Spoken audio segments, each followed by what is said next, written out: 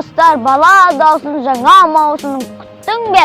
Онда мұқият тыңда да есте сақта. Алла қаласа, жақын күнде мектебімізде аудандық бала дауысы ән байқауы өткелі тұр. Күтіңіздер, қызықтың бәрі алда. 29 сәуір күні біздің байқаудың іріктеу туры өтеді. Іріктеу сынынан сүрінбей өткен сайыскер 30 сәуірде болады, финалда бақ сынайды. Біз негізі бір топта ән айтамыз, бірақ бала дауысы жобасында жеке ән орындаймыз. Аудандық ән байқауы жақсы өтеді деген сенімдеміз. Бала дауысқа қатысушылар ең алдымен біздің достарымыз. Біз барлық қатысушыларға сәттілік тілейміз. Ол сайысқа бізде қатысамыз. Сәттілік серігіміз болсын. Мен Құлғыдық ауылының атынан шығамын. Өнерімізді тамашалаңыздар. Өз өнерімді сіздерге дәлелдеймін. Өнер байқауында кездескенше.